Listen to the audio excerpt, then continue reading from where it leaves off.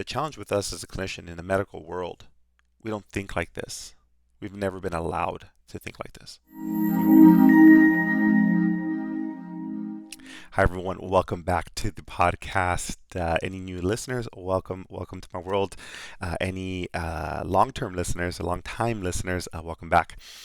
This is going to be, I always say this, but it's one of my favorite podcast topics. But they just keep getting better to me personally, just because I'm very passionate about some of these topics. And um, why do I come up with these podcasts? How do these topics come about? And this one is literally a culmination of everything that I'm reading, that I'm seeing, that is happening to me. So this podcast topic is very special to me in that it's literally happening to me. And this has to do with what separates good PTs from the best PTs. And in reality, you can remove the word PT or physical therapist and then change it with massage therapist or mechanic or dentist. It can be the same thing. So before I start on the podcast, just a little housekeeping.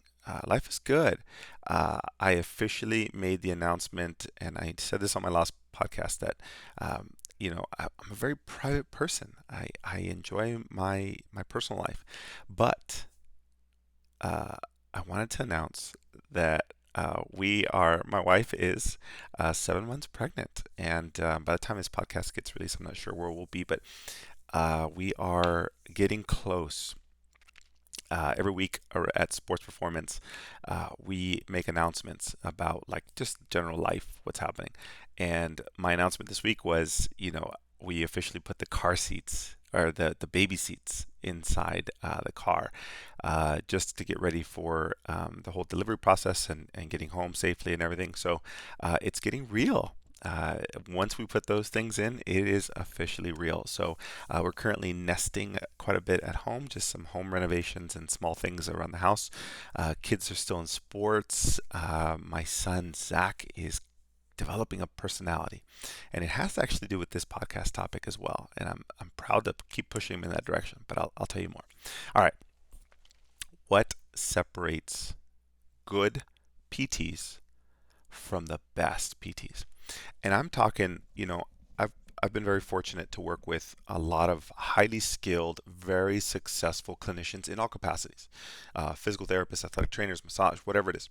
But today we're talking about PTs. Now, let me tell a couple stories before we get into the actual details, because I think it's important to understand the context. I love acupuncture. I'm a big fan of it. I like getting it myself. And I was talking to my acupuncturist, Dr. Christie, and I said, "Hey, um, I love coming to her. She does something very special. I think her style is very different, and I always ask the question, why? Like, what makes you so different that I come back to see you, that you have a lot of other clients that come back to see you? Why? What is your answer? I want to know why you think that you're special, or that you're good or better than other clinicians." And of course, she was humble. She was like, it's this and this and this. And ultimately, she came up with the real answer. I want to share it with you. She was very confident at the end of why people come back to see her. And I said, "What is it?" And she said, "It's because I care." And I was quiet for a little while. And I said, "That makes sense." And I said, "Your treatment style is different. I have to say that." But then I had to think about, why do I come back to see her? Because she has genuine interest in what I'm doing and what I'm trying to do. And she just wants to support that. All right. So that's one story. The second, and this all happened within the week, and this is usually how I come up with these podcasts. What's the what's the resonating theme that I support my team with, that I support my family with, that I have conversations with my kids. What is happening? And it gives me really good insight into coaching and mentoring other clinicians, because we're all human and we need to see it from a larger picture of what we do and how to become more successful faster, or in a different route. So Another story.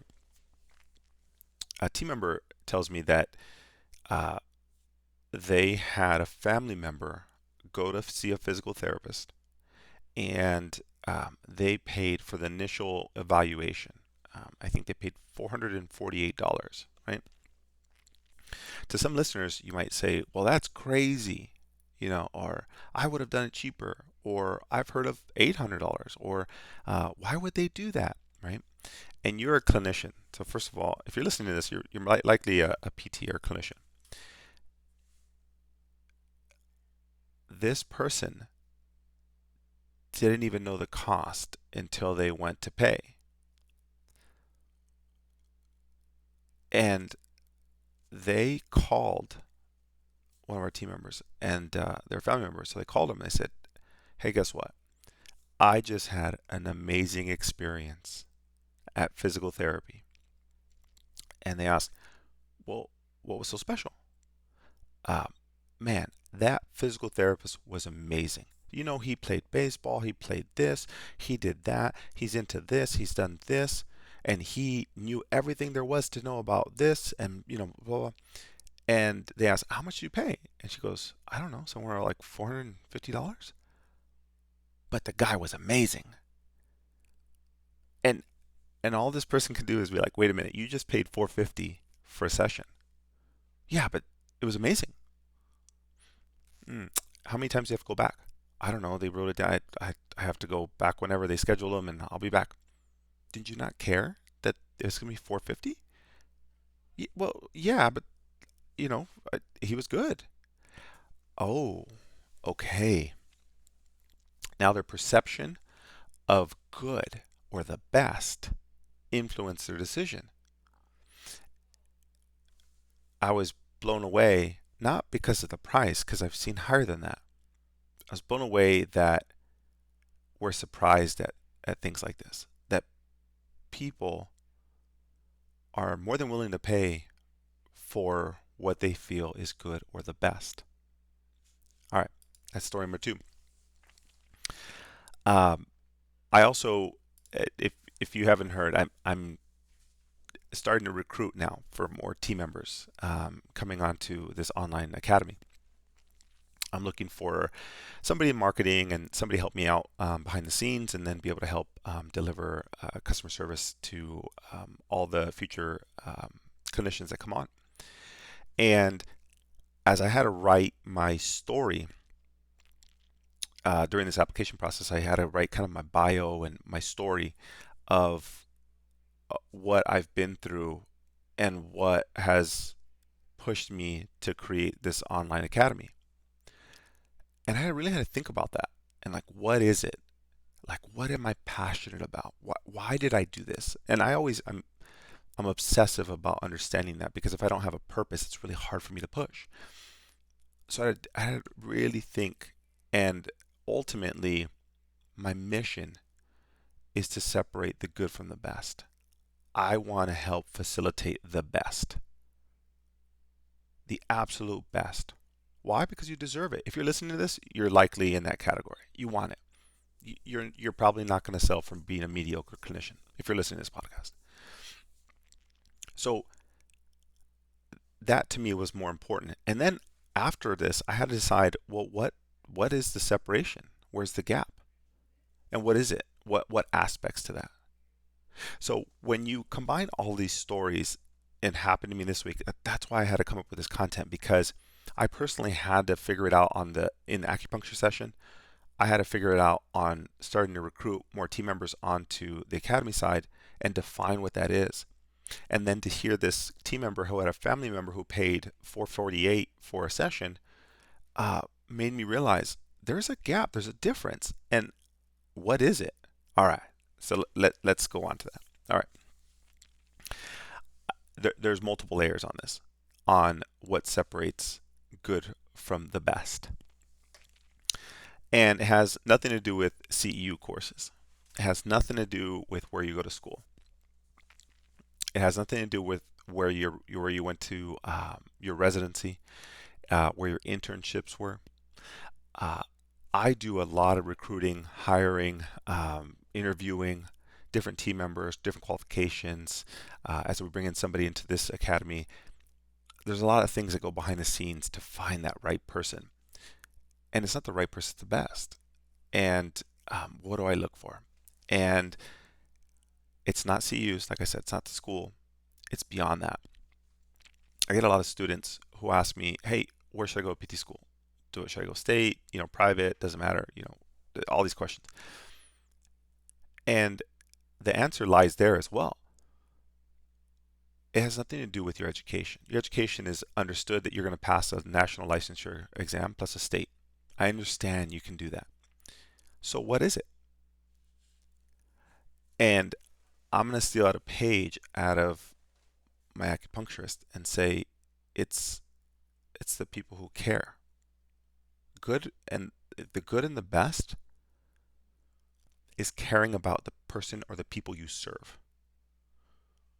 That's the difference. And you say like, well, I mean, come on, really? I mean, I've been going to school for all these years, or I've been practicing for 5 years, 2 years, 1 year. And think about every single mentor you've ever had. Every mentor, every person that you've ever been inspired by, right? Anybody.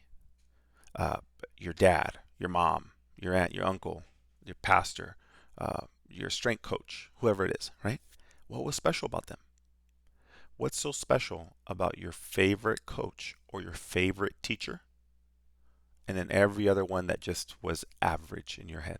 Think about that. Your high school teacher, your college teachers, which one was the best? The one that resonated with you, the one who you can still remember exactly what they said. Why? Because they just cared. They were like, I want you to understand this. This is critical to your life. You need this. Those type of, that presence is what made you remember that. And if we're talking about a teacher, all right, there's a lot of teachers on this planet. Some that are going to be amazing and some are average. So what's the difference? The ones who just go to work to collect a paycheck, or the ones who come in early, stay late, remember the kids' parents' names, focus on sending emails so that this kid can overcome whatever challenge he's having in school, or noticing which ones are being successful and not, and focusing more on the ones who are not, so help bring them up, so you have this kind of continuous class where everybody's integrated. And so when you have that, you ultimately have success, but that's created by that person. So now let's talk about a PT. And I've seen this before. It doesn't matter if you're a new grad or you've been doing this for a while. If you've been doing this for a while, you get complacent and you forget what's important. And you're a new grad, you're like a sponge. You're passionate, ready to go. But the minute you hit that year mark, that's when I start to see it come down. Why? Because it's difficult. This is the hard game. When you're in PT, it's a hard game. Insurance has made it very, very difficult for that, for anybody. You got to see like, I don't know, 500 patients in a day. I think that there's a couple layers why it's been difficult to care and stay passionate. One, I think technology. I think that online platforms and apps and Instagram and YouTube has made it more difficult to become the best. Why is that? Because people are so inundated with information. They have things coming at them all the time, right? The good news is that they're now more informed when they come in to see you, right? Think about this. When people come in to see you, they expect one thing, to get better, right? They wouldn't go to a service that wasn't going to get them better. Would you get an oil change on somebody who wasn't going to do an oil change? You expect the service, right? You expect it. Just get it done. What they don't expect is for you to go above and beyond and remember them, their activities, everything about them, their kids' names, their goals, to push them beyond just getting fixed. Online companies and apps have made it so that there's less contact points, less service, less face-to-face, and it's a good thing, right, for some people. And look at Instacart. Instacart is a online delivery. It's like Uber for groceries. You don't even have to go to the grocery store. You don't interact with anybody. So service is all about speed and timeliness. But unfortunately, or fortunately, in our industry, we're 100% service-based. So timeliness doesn't always equal satisfaction. Timeliness with outcomes does. But the missing piece that technology is now taking away is the service, the experience.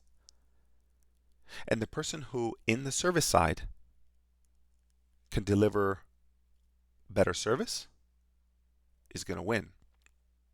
So whether if you're in a pro athlete scenario, you're in the NBA, you have 15, 20 players total, second, third bench, whatever it is, and you have all these players. That PT in that environment, or athletic trainer, whoever you are, the one who not only just does their job, but remembers them. Hey, how's your mom? How's your dad? Hey, that was a great game. Good job on that. Hey, how's your ankle feeling? Remember that time you did this? Hey, you've been doing awesome here. I would change this. Here's what I want to be able to do next. What do you think? It's going to be above and beyond your duties. And that's just to fix ankles and fix joints, whatever it is. If you define it, or improve their movement, or improve the way you move, whatever that means. I have a bias. I think that we do more than that. I think that ankles and joints are just it's like the bait to get them into our service. Yes, that's the thing that we fix, but ultimately, you got to be able to care and provide something more than that. They expect to get fixed, so bring them up one level more. Deliver high quality service. Remember more about them. Do something beyond that. Email them. Send them messages. How are you doing? What's better? I know you said this. I'm going to try and push you to this. They expect to get fixed. They don't expect a higher level of service. They are not expecting you to care. And with them, as we go into a more digital world, people are going to expect that less. And that's what's going to separate good from the best. The ones who continue to care and not just pump them out every 8 minutes. When I first started sports performance physical therapy,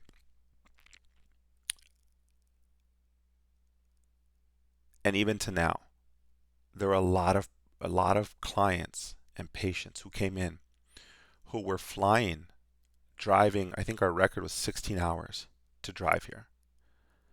Flying from Guam, Sweden, Virginia, Florida. And I would always ask, what are you looking for that you haven't been able to get elsewhere? They just don't listen. Like, I've tried everything. No one seems to know what's going on. The average number of clinicians that people were coming in with, meaning they had seen 5 to 7 other clinicians before coming in to see us. Why?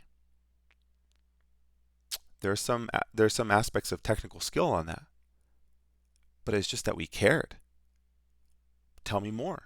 What were you trying to get to? No one had asked them what their goals were. They were just like, your ankle's fine. Maybe it's something up here. You're not really listening to what we're saying. You should do your homework. You shouldn't do this. You shouldn't do CrossFit. You should do this. You should just sit down, and you shouldn't walk anymore. Your knees are bad. Don't squat. There's like the crazy madness that would come into our world. And literally the first thing would be like, that's not true. We can get you moving. Like, as long as it's not broken and there's no fractures, you're moving. They're like, man, no one's told me that before. It makes sense. It's just like, I heard what you want to do, and I'm going to help facilitate that. Most people didn't even care to do it. They were just like, you're too difficult of a case. You're taking more than 3 minutes of my time. Go. And that's true. So when people were seeing those other clinicians, it's one of the easiest things that I did. Just ask them Like, what specifically what are you looking for? Why? What do you want to do? That one little effort showed him I cared. At the team meeting, we talked about this today or this week. Uh, what's one thing, one element you can do to care more for your patients and your clients? One thing. One thing. Every week we do this. Every team meeting, we're just like, what's the thing we need to work on this week? And Cha, if you ever heard of Cha, Cha's the magician here. Cha said, just care about them. Ask them how they're doing before anything else. Just like, don't forget that. No matter how many times they've been here, they're humans first. They're people first, clients second. Ask them how they're doing. How's life? Hold on. Before you talk to the knee, can I have like 30 seconds of life? What's happening? Like, how's training? How's fitness? How much sleep you getting? What's happening? What's better? It allows them to like connect again and know that you're just not another app. You're just not another online company. You're not just another recording. That you're just not another PT. And that's what separates the smallest little thing. All things equal. There's clinicians out there who 50 times better than me in clinical skill. I think that's very important. But if you can't connect with them, you've lost them. They're not going to drive 16 hours. And some of you say like, oh, I have patients who drive in from another state. Sounds good. Why? Ask yourself that. Why? You really think it's your myofascial release? You think it's your McKenzie technique? No. That's a part of it. But you clearly do something differently. And you care, like you know what you're doing and you just want them to get better. They can feel that. You're like, we're going to push here, we're going to do this, we're going to do this, and they can just feel that. You have clarity, confidence, you're delivering that, and you just got to care. No much how much training you have in, these called goniometers and delivering an initial evaluation and doing all these things and the best note writing and the best adjustment, whatever it is, I don't care. None of that matters. If you don't even care about what you're doing for them, none of it matters. You're just going through the routine. And that's okay if you want to be a good PT. That's totally fine. The purpose of this podcast is to help you separate what you want to become and where you're at. And if you're at the best, tell me how it is, because I'm still far away from it. I'd love to pick your brain on how you got there, because I'm still trying to push that limit and trying to figure it out. And the one thing I can tell you after my acupuncture appointment, after hearing about our client's family member who paid a lot of money and was super pleased, more than anything else, pleased to do it. Why? Because she liked the person. He cared about her. There was value there. Who cares about the clinical skills? She saw value because the guy cared about her and was going to push her to that limit.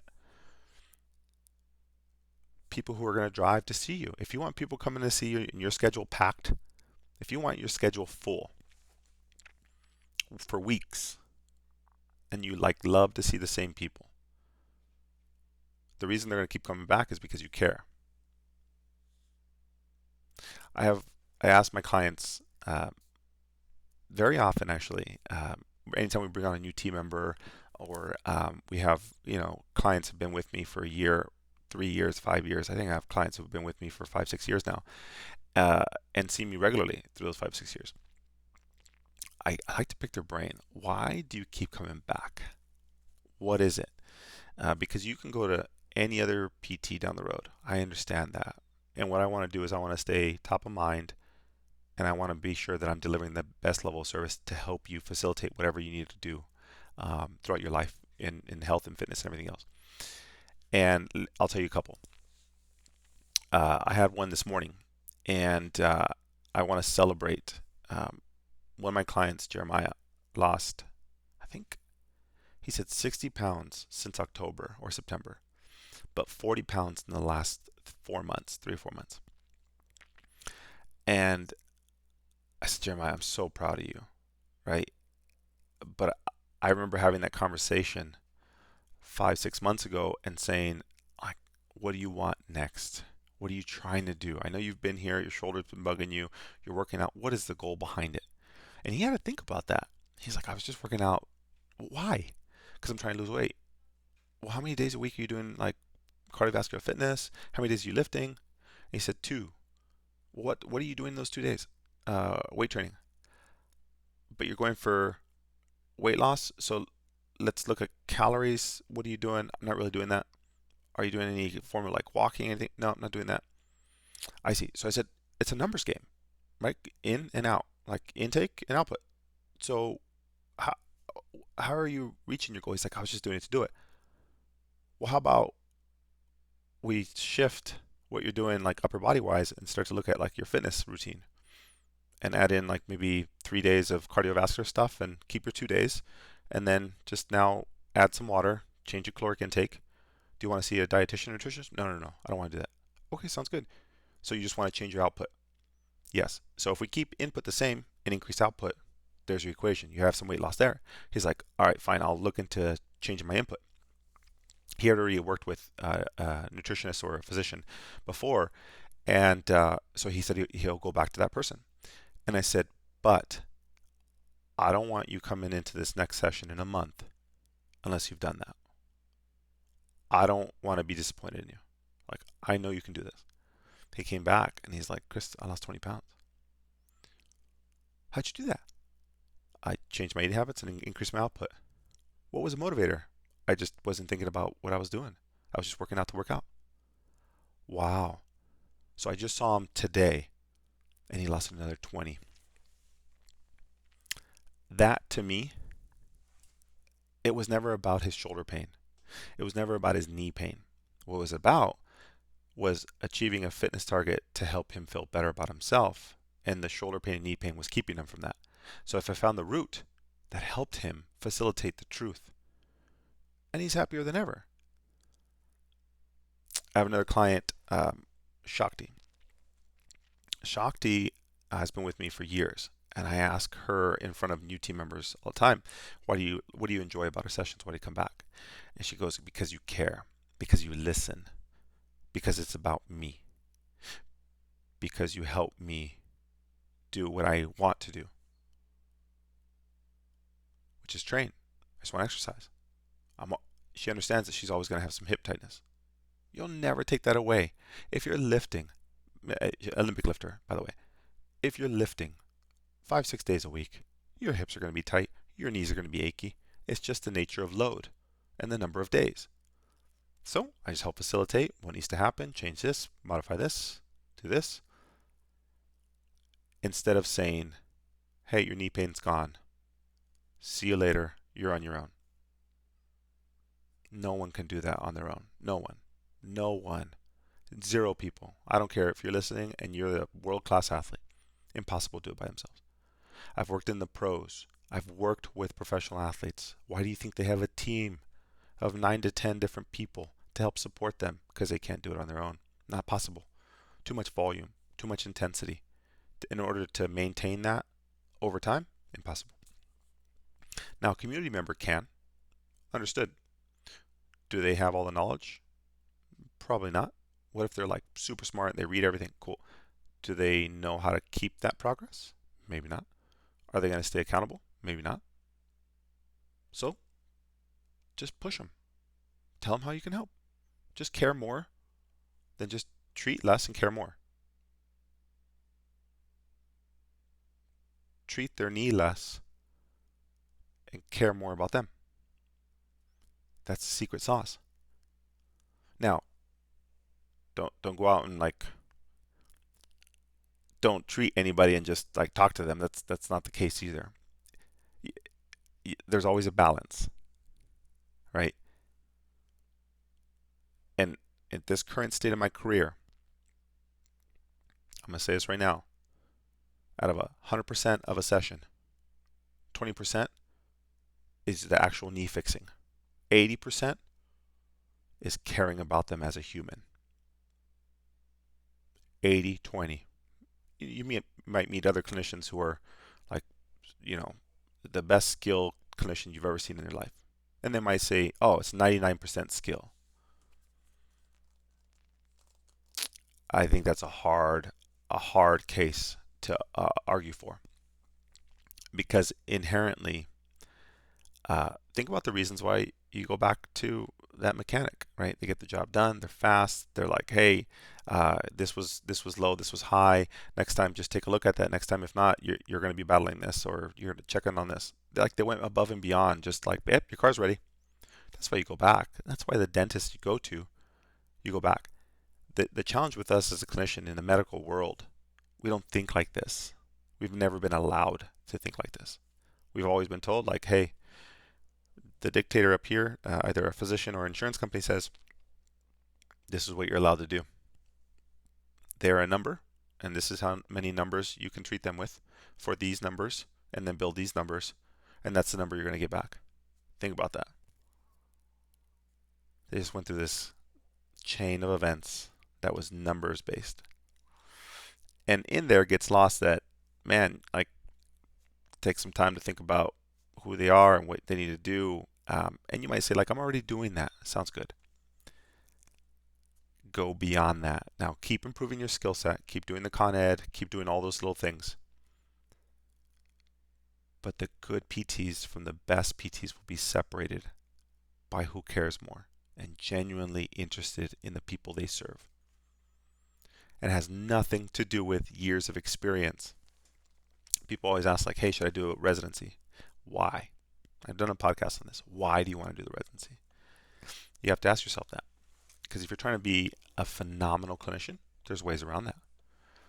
You can learn that skill set over time, but the empathy, the service, just caring about humans is a school of hard knocks. Working with other people who also care. That's something you just got to be reminded about. You as a consumer, it's easy for you to realize, like, man, oh, that person, like, they went above and beyond. And it's funny, then you put you in some like khakis and polos into your clinic, and we forget, like, that we like being served that way, but we fail to do it because, like, our brain switches to work. And it's not work, it's just, you're just translating your relationships and everything into the clinic. So don't forget that. Technology is making it harder for us. If you think about this, you expect with apps and everything else, you expect mediocre service because it's no longer like tailored to you, right? I did a DoorDash order recently, and I expected it to be like a little cold. Maybe the bag was, whatever. You expect mediocre now because it's cheap and it's fast.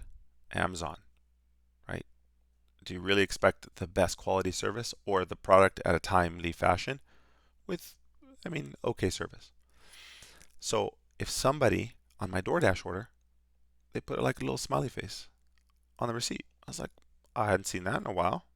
I like that driver. They did great. That was just one level above mediocre service. To me, that was like, oh, well done. I hope you get more tips down the line. Like, they're a hustler. They understand that. And so if people expect mediocre service, all you have to do is just go slightly above that, and people are surprised nowadays. Technology has made it harder, but actually in our favor. It makes total sense. People expect less. All you do is just give them more, and they're completely wowed. And they're like, I want to go back to that person. We always talk about haircuts in sports performance. I don't know why. We just talk about haircuts. And if you've ever done a haircut with somebody, have you done it because of the price?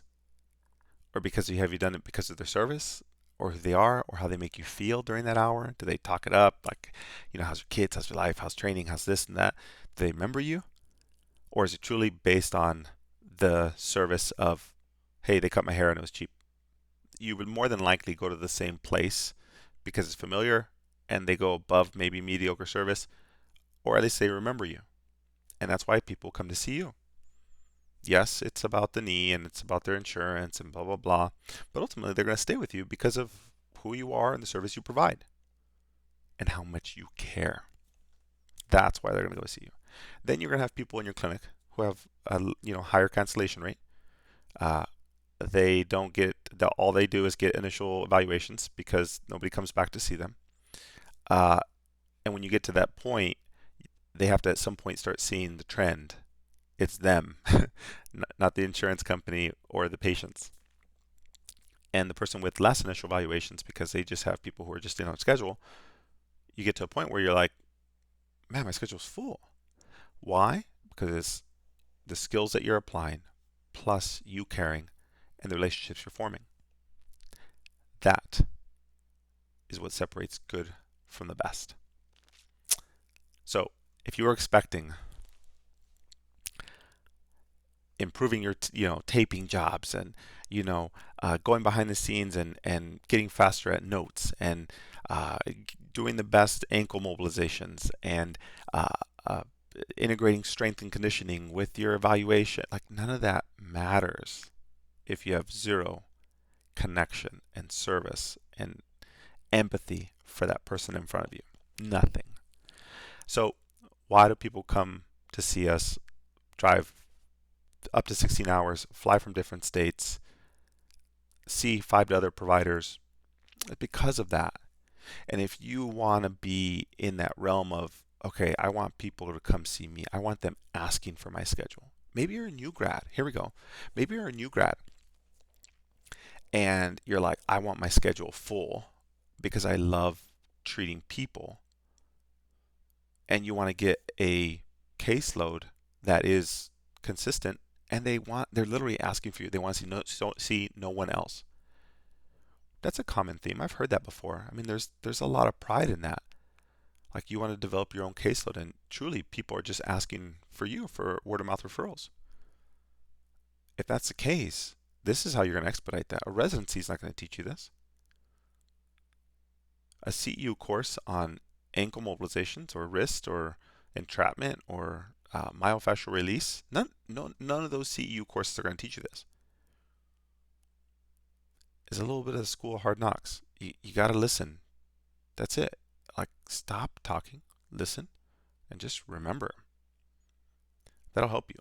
Assuming your basis skill set is improving as you come on as a clinician, or maybe you've been 5 years out and you're like, man, I haven't been doing any of this. I've been working in a factory, right? Just seeing like 80 people a day.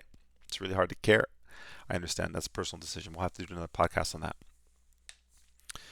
But assuming that you want to get better and you're doing your CEUs and you're like, what else am I missing? This is a big element. Whether you're a student going into your clinical rotations, believe me, if you're a student going into rotations and you do this, your CIs are going to be impressed. Be like, I would hire that person. That's what they would say. You're earning a job faster. Or you've been out 5-7 years, haven't been doing this. People are canceling on you. You're not enjoying work so much. Maybe it's just that you're not passionate about it. And you got to be passionate about the people you serve. And that's very, very tough. And that's a personal decision. So there you have it. The reason, one reason, or one thing that separates good PTs from the absolute best PTs. And like I said at the beginning, you can separate PTs, or excuse me, you can change the words PTs or physical therapy for dentistry or mechanic. It doesn't matter. It's all the same.